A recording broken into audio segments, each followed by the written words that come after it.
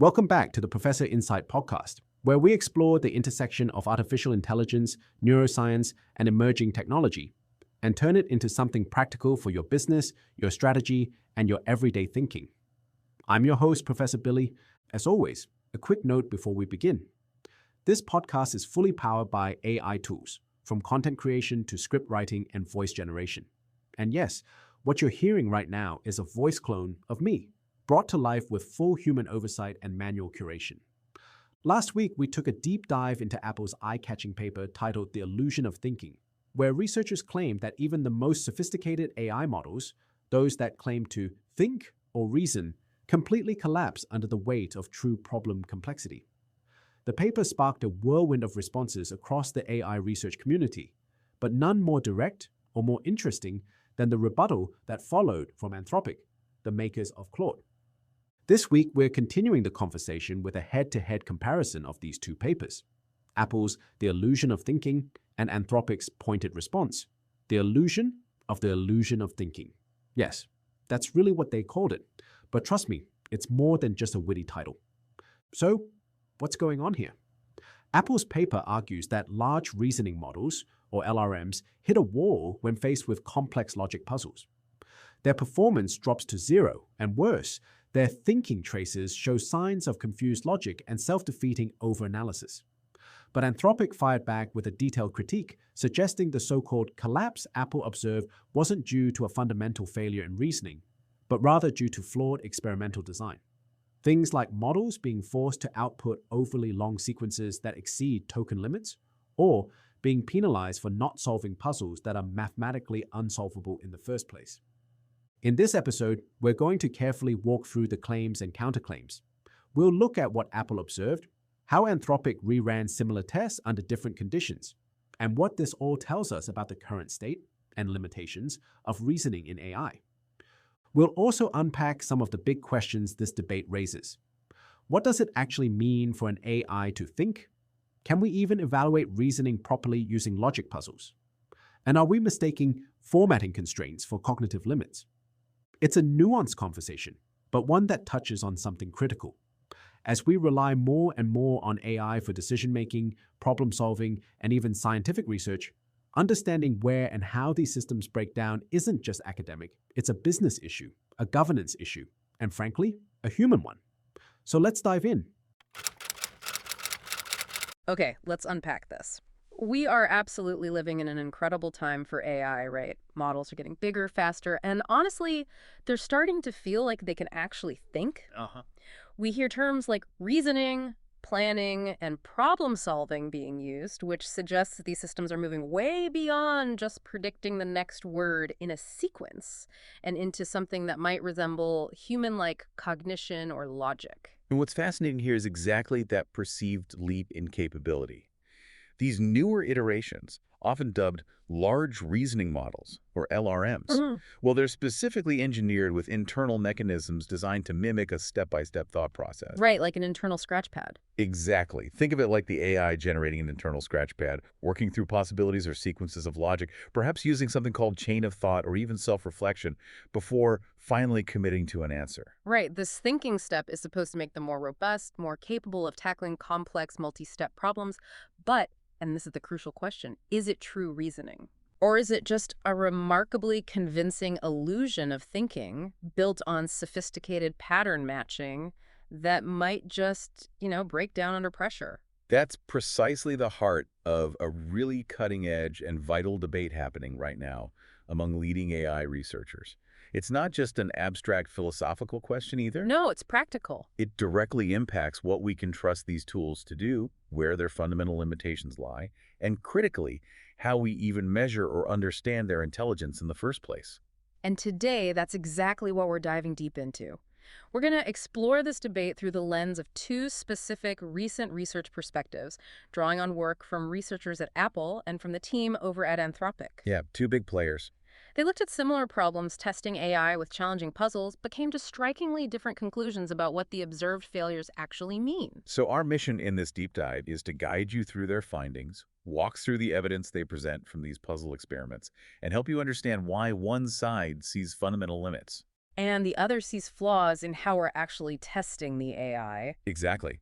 By the end, you should have a clearer picture of what's really at stake in this debate about AI reasoning. All right, let's start by stepping into the world presented by the researchers at Apple. Their paper, led by Shoje and colleagues, set out with a clear goal: rigorously investigate the limitations of these new LRMs. And they had a smart premise for their experiments. You see, standard benchmarks like complex math problems or coding challenges can sometimes be tricky, How so? because the AI might have encountered very similar problems or patterns in its vast training data. It could be memorization or pattern recall, not true generalization. Data contamination, basically. Ah, okay, so it looks like it's reasoning, but it might just be remembering something it saw before. Precisely. So to avoid that potential issue, they turned to classic controllable puzzle environments. Play games. Sort of. Things like the Tower of Hanoi, where you move discs between pegs following specific rules. River crossing problems like getting farmers and animals across a river without peril. Checker jumping. And Blocks World.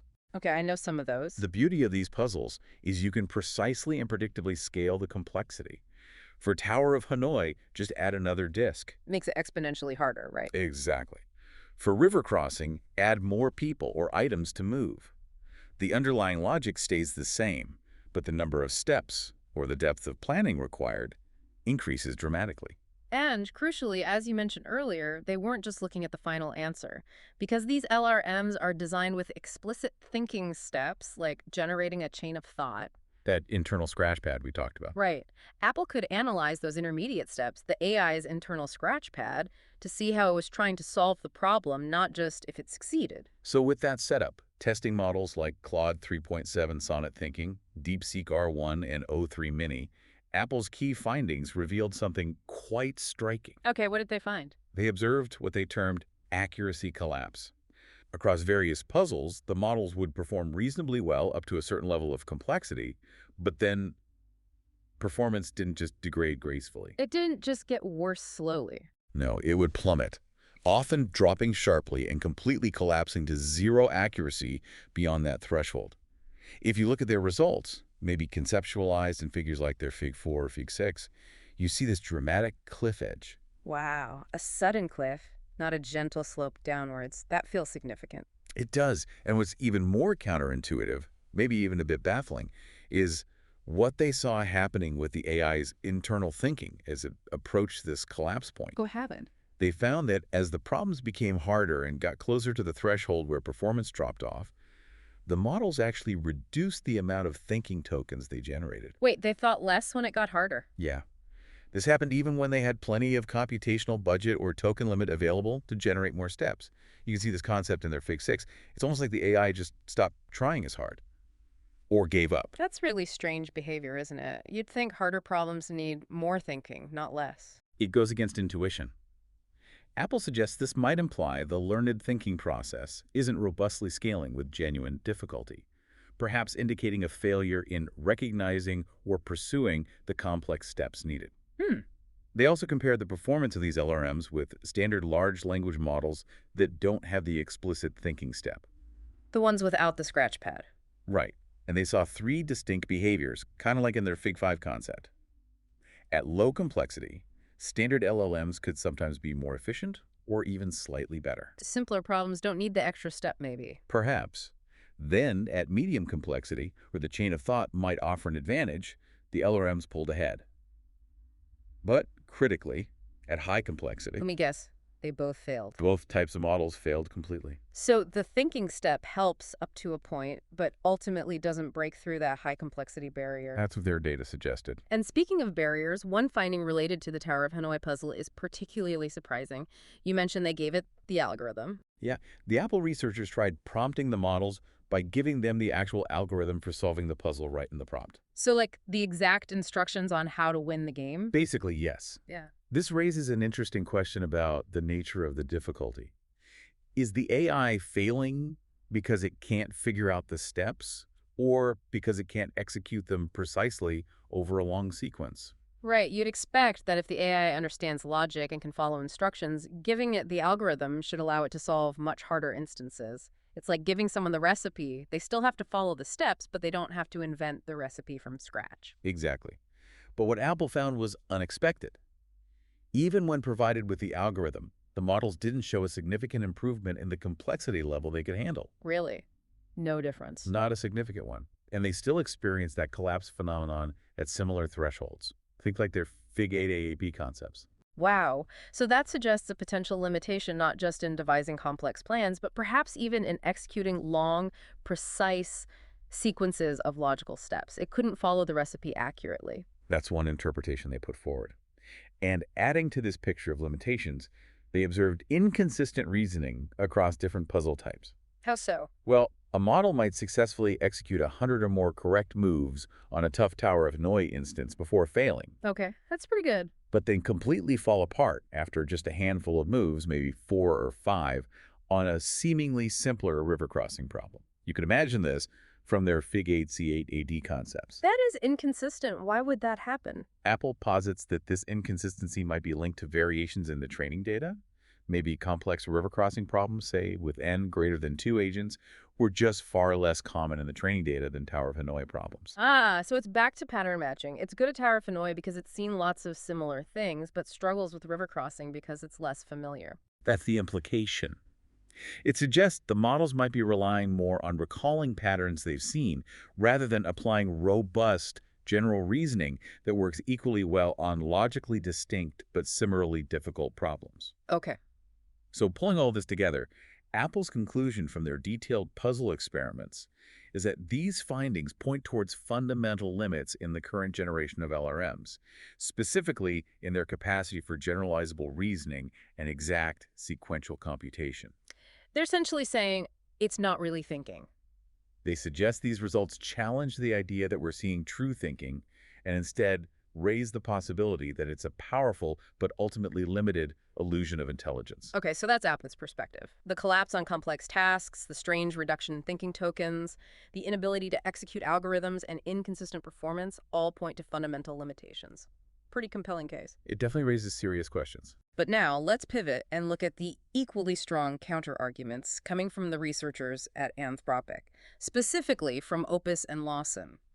Their paper has a title that immediately signals their position: The Illusion of Fillusion of Thinking. Huh. That title tells you everything, doesn't it? They look at some of the exact same failures observed by Apple and say, hold on a minute. What's their take? They argue those failures aren't necessarily evidence of fundamental reasoning limits. Instead, they stem from critical flaws and constraints in the experimental design and evaluation methods themselves. So they're arguing that the illusion Apple sees is itself an artifact of a flawed test. The test is creating the illusion of failure. That's the core of their argument. What's their primary evidence for this? Well, their main point, particularly regarding the Tower of Hanoi collapse, is that the failure isn't due to a lack of reasoning, but a simple physical constraint: Okay. the model's maximum output token limit. The amount of text it can generate at once. Exactly. For complex Tower of Hanoi problems, the required sequence of moves is exponentially long. For instance, N15 requires 32,767 moves. Wow. That's a lot of moves to list out. It really is. So the AI might know the entire sequence, but it literally can't type it all out within the given output window. Is that what they found? Precisely. Anthropic points out that models like Claude 3.7 Sonnet have limits, maybe around 64,000 tokens for output in some configurations.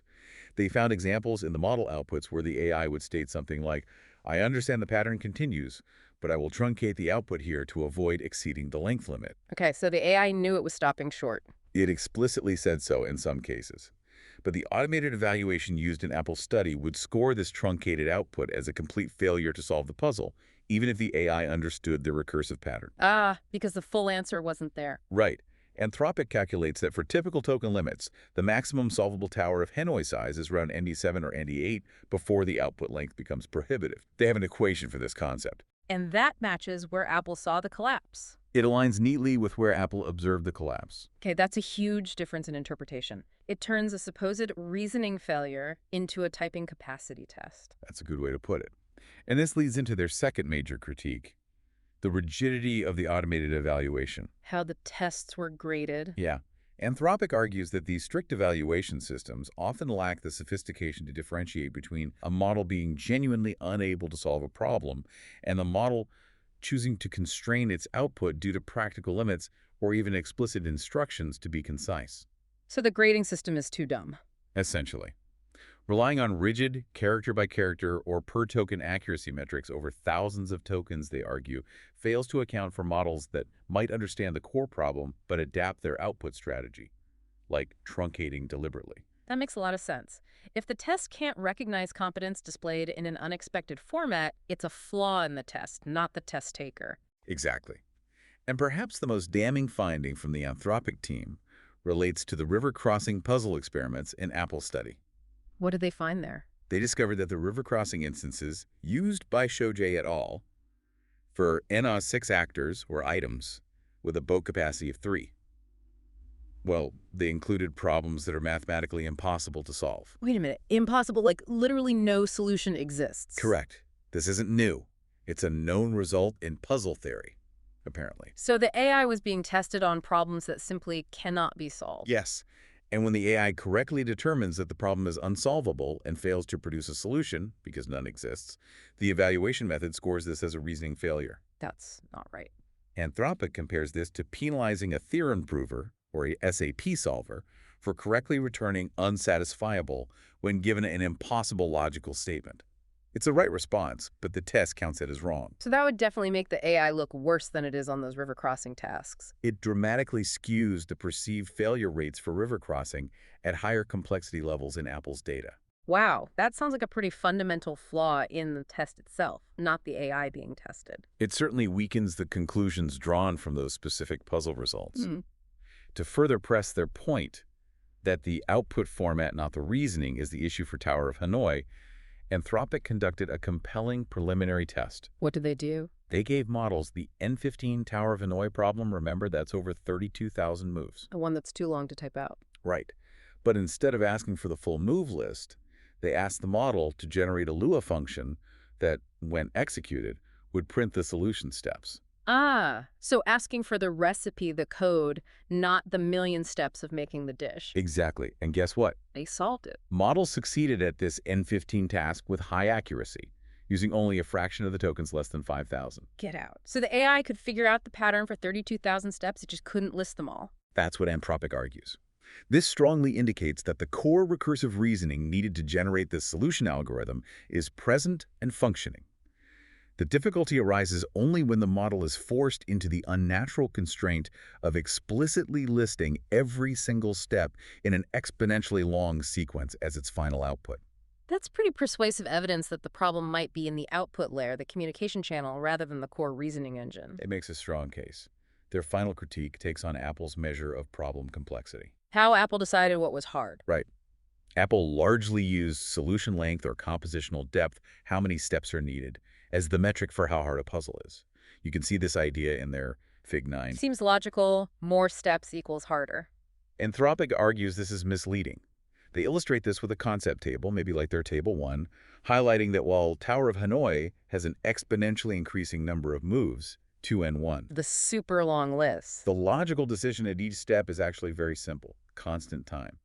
It's the same simple rule over and over. River crossing, conversely, has a much shorter solution, 4n moves, but each step involves complex constraint satisfaction and search an NP-hard problem.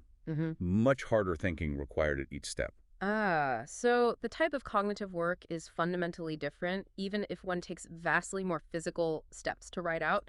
Tower of Hanoi is like following a simple move A to B unless C rule millions of times. While river crossing is more like navigating a maze with complex interactions and planning several steps ahead at each turn, requires more complex thought, even if the solution is shorter. Precisely. And this explains why a model might seem to execute an enormous number of steps correctly on a long Tower of Hanoi problem, but fail on a relatively short river crossing one. Because river crossing is actually harder computationally at each step. It's the search complexity and constraint satisfaction required by river crossing that's the bottleneck, Anthropic argues, not the ability to output a long sequence of simple steps, which is the bottleneck for Tower of Hanoi given token limits. Got it. So connecting all this back, Anthropic's conclusion is what exactly? Their conclusion is that Apple's study does highlight important limitations, but they are engineering limitations, things like output token caps, the need for more flexible evaluation, and the absolute necessity of verifying puzzle solvability before using them in tests. So practical problems, not fundamental thinking problems. They argue these artifacts of the experimental setup don't support the claim of fundamental generalizable reasoning failures in the AI itself. The debate, from their perspective, shifts from can AI reason to are our tests sophisticated enough to accurately measure its reasoning? And that's a crucial distinction. It really is. It suggests that current failures might be solvable with better engineering, larger contexts, or more sophisticated evaluation, rather than hitting a hard cognitive ceiling inherent to the model architecture. So what does this lively debate playing out between research labs mean for you, whether you're using these tools, building them, or just trying to understand the frontier of AI? Well, it means understanding the capabilities and, just as importantly, the limits of current AI is far more nuanced than it might appear on the surface. It's not black and white. Definitely not. Yep. One side, Apple, sees clear evidence of fundamental reasoning limits in the face of complex sequential tasks. They point to sudden failures and puzzling internal behavior as the AI struggles. The illusion of thinking perspective. Right. The other side, Anthropic, looks at some of the very same failures and argues they are not fundamental reasoning deficits, but rather artifacts of how we're testing and measuring the AI issues with output constraints, evaluation rigidity, or even using unsolvable problems. The illusion of the illusion perspective. Exactly. But what both perspectives ultimately reveal, despite their core disagreement, is incredibly valuable, isn't it? Absolutely. They both show that current models do struggle with tasks requiring extremely long, precise output sequences or complex constraint satisfaction and search in unfamiliar problem spaces. That seems clear regardless of the interpretation. Right. And the fact that AI performance can be highly sensitive to how the problem is presented? Yeah, like Apple's inconsistent failures across puzzle types, or Anthropic showing success by asking for a Lua function instead of step-by-step output. That tells us that how we interface with these models and evaluate their responses is just as critical as the models themselves. For sure. And it drives home how challenging it is to design truly robust tests for something like general intelligence, whether artificial or otherwise. Anthropic's discovery of impossible puzzle instances being used, that highlights that even the tests themselves need rigorous verification. The tests need testing. Pretty much. This isn't a straightforward game. The tests need to be smarter to accurately gauge the intelligence being tested. So why should you, our listener, care about this deep dive into the academic trenches? Because this level of understanding is key to using and thinking about AI effectively and responsibly. It should make you pause before assuming an AI's convincing output or its detailed chain of thought necessarily sprang from true, robust general reasoning. Don't just trust the fancy output. Right. It tells you where current AI is likely to hit walls. Tasks demanding extreme precision over vast sequences, or novel problems requiring deep, complex search where training data patterns might be scarce. Good to know where the weak spots might be. And perhaps most excitingly, it underscores the incredibly dynamic nature of AI research. What looks like a fundamental barrier based on one set of experiments might be reinterpreted or even overcome with a change in approach, a larger model, or simply a more intelligent way of evaluating its responses. So the limits might not be permanent. We are still very much in the early days of figuring out how to measure and truly understand the capabilities of these powerful systems. So we've journeyed through a fascinating debate at the forefront of AI research, seeing how scientists at Apple interpret the failures of new reasoning models as evidence of fundamental limits, The illusion of thinking. while their counterparts at Anthropic see those same failures largely as artifacts of experimental design and evaluation methods. The illusion of the illusion. We've explored the evidence. The dramatic accuracy collapse, the puzzling reduction in thinking tokens, the challenges with executing algorithms, the inconsistent performance across different puzzles, All the points from Apple's side. countered by the powerful arguments about hitting output token limits, the rigidity of automated scoring, the stunning discovery of impossible puzzle instances being tested, and the demonstration that alternative output formats unlock underlying reasoning ability. Anthropic's rebuttal. Yeah. It leaves you with a pretty provocative thought, doesn't it? What's that? If an AI can generate the code for a perfect complex solution, understanding the recursive logic behind tens of thousands of steps, but fails when asked to simply list those steps because the list is too long, does that truly mean it lacks fundamental reasoning? Right. Or does it mean our way of asking for and evaluating the answer is flawed, imposing artificial constraints that mask its real capabilities? Yeah. It really makes you wonder. In our quest to measure AI intelligence, are we testing its ability to think? or just its ability to type? Exactly. Are we testing intelligence or just its ability to type out the answer in a specific, potentially impractical format, something to chew on? All right, so I want to take a moment here, not just to analyze the two papers, but to share my own take on what this all means. Let me be upfront. I think Apple's Illusion of Thinking paper raises some genuinely important questions. Questions we've been dancing around in the AI community for a while now. What does it mean for an AI to reason? Can current models truly solve complex problems, or are they just elaborate prediction machines riding on training data patterns? But here's where I think Apple stumbled: the way those questions were tested. Their experiments, especially the use of puzzles like Tower of Hanoi and River Crossing, gave us a tightly controlled deterministic environment, which is great for repeatability. But the way the evaluation was structured, it introduced too many constraints that were arguably orthogonal to actual reasoning. Let me explain. When an AI model fails to produce the full sequence of 255 moves for a Tower of Hanoi problem, not because it can't reason it out, but because it hits a token limit, that's not a reasoning failure. That's an output formatting bottleneck. That's like asking a human to recite the first 100 digits of pi, and when they stop at 80, saying they don't understand mathematics. It's the wrong test for the right question. Now, Anthropic's rebuttal, I found it refreshing. It wasn't just defensive, it was constructive. They didn't just say, "You're wrong." They replicated Apple's test conditions, tweaked the prompts, adjusted for token limits, and showed that when given the opportunity to express solutions in more efficient ways, their models performed just fine. In fact, they demonstrated that when reasoning isn't bottlenecked by verbosity, these models can be impressively capable. That said, I don't think Apple's work is without value. In fact, I appreciate their attempt to push the conversation forward. Because here's the reality: the hype around AI reasoning is real. We throw around terms like agentic, autonomous, general intelligence, but we still haven't agreed on what counts as true reasoning. Apple's paper, whether you agree with it or not, forces us to think more carefully about how we define and measure thinking in AI. But here's where I want to slow things down and ask a more fundamental question. What exactly do we mean by reasoning? What do we mean by thinking? Psychologists have debated these questions for decades. There's no one definition. Is reasoning about logic, planning, the ability to manipulate symbols, or is it something more human? Context, emotion, intention, embodied experience? And now we've dropped AI into the mix and assumed we can just map these old human constructs onto new artificial systems. Think about it.